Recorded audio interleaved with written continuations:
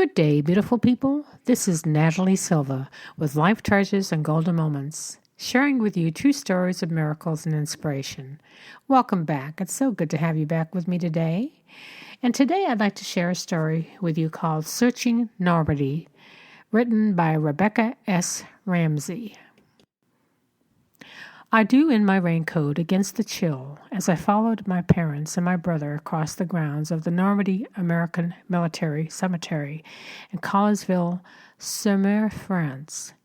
What's wrong with me, I asked myself. This should have been a heart-pounding moment for my whole family. Surely it was for Mom. For the first time in her life, she would stand at the grave of her father, Glenn Edward Kuhn, a man she never really knew. He was killed in World War II on Mom's first birthday, July 29th, 1944, and visiting his grave was something she had always wanted to do. A good daughter would be right by her side, but standing there in an ocean of headstones, I just wished I could wait in the car. Seeing Omaha Beach had been hard enough. It made me sick to my stomach to imagine those men, those boys, really, storming out of the water that lapped so quietly at my feet. So many of them never left Normandy and are now laid out in the military precision under the green lawn, marked by thousands of marble crosses and stars of David. I read the names and dates on marker after marker and did quick calculations of those years from birth to death.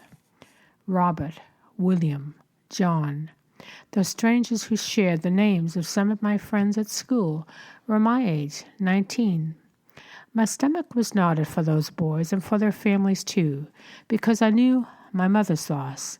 It would be hard enough to lose your father, but to have him taken on your birthday. Even though Grandma remarried and Granddaddy Farley loved Mom as one of his own, birthdays must have always been tinged with a little sadness. After the cake had been eaten and the night had grown still, she must have thought of her father, wondering what his laughter sounded like, how he had walked across the room, and what he thought of his baby girl. I was sad for my Mom, but it wasn't just sadness that I'd felt. My stomach hurt for my own guilt and frustration as well. Standing before those headstones, I could hear my own life's minutes ticking by. Each of those boys had made such a profound contribution to the world, laying down their lives for what they believed in. I, on the other hand, was lucky enough to have a whole future ahead of me, and yet I couldn't seem to choose any direction for my life. What contributions would I make? My friends seemed to have their whole lives planned out, but me, my biochemistry degree was halfway done, and I still didn't know what I wanted to do with it. If anything, I knew I wanted to serve God in some way, but how? My future plans reached only as far as the end of summer. The moment we got home from France, I'd be repacking the car and heading out for a summer job as a youth minister in rural North Carolina. Would the ministry be my calling? What about teaching? If only God would make it clear how He wished me to serve. As we walked to the visitor center, Mom talked nervously and fingered the bouquet of flowers we'd bought for her father's grave. Inside the center, a slender young woman behind the desk welcomed us with a warm smile.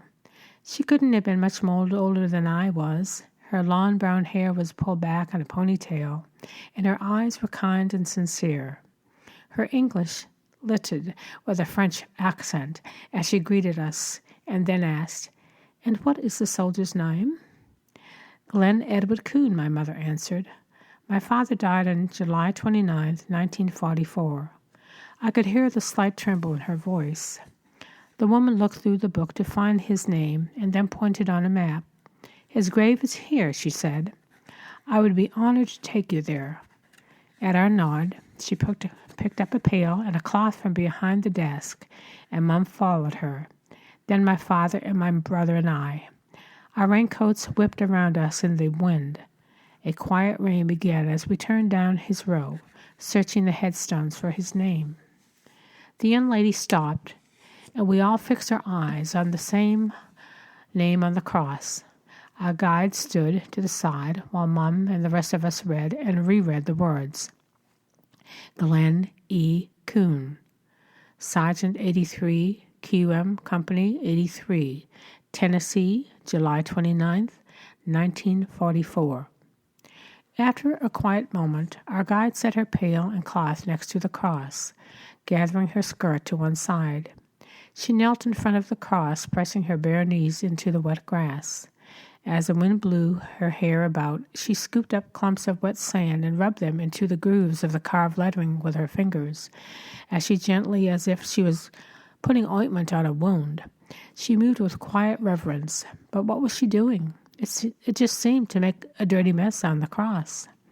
I looked to Dad for an explanation. He stood close to Mom, watching. No one spoke. When every groove was covered, she picked up the clean cloth and rubbed it over the cross, slowly, gingerly, brushing off the scattered sand. The wet sand left in the lettering was like a dark brown paint on the fresh, polished cross. In an ocean of white gravestones, my grandfather named, stood out from them all. As we drew closer to examine her work, she gathered her things, then shook each of our hands, thanking us for his sacrifice. I wish I could remember her words, because they were sincere and kind, but over the years they slipped away. But what remains in my memory, as clearly as if it happened only a moment ago, is the reverence in which she knelt down in front of that cross to serve my mother and my family and my grandfather.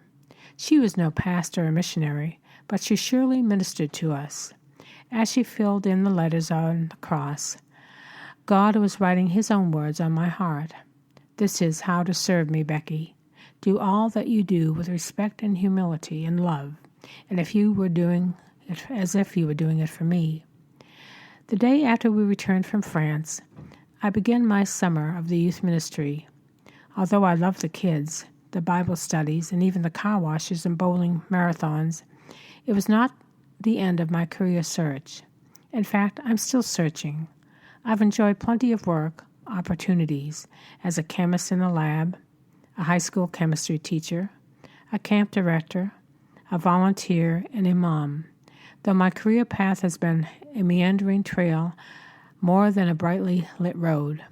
God has given me a good traveling guide and the example of the young French woman. I've tried to follow her example of humble service in whatever job I'm doing. Along my winding route, God has sprinkled in a few surprises. Though I never imagined I'd go back to France, my husband and I ended up moving there, to the little village of Aubray, just a drive away from the Normandy cemetery and beaches. And July 29th, which has always been a special day on my calendar, is now circled for yet another reason. 8 years after touring the cemetery on July 29th, 1992, my mom received an extra special birthday gift. Her first grandson, my son Benjamin. We were determined to arrive on his grandmother's birthday, which was way past his due date. So a day that was once tinged with sadness has now been blessed with hope. It illustrates to me once again that I need not worry about the details of my life, as long as I'm willing to follow God. He led me where I needed to go. This is Natalie Silva. Thanks for listening today. I hope you enjoyed our story, and until next time, take care, God bless, and have a beautiful week.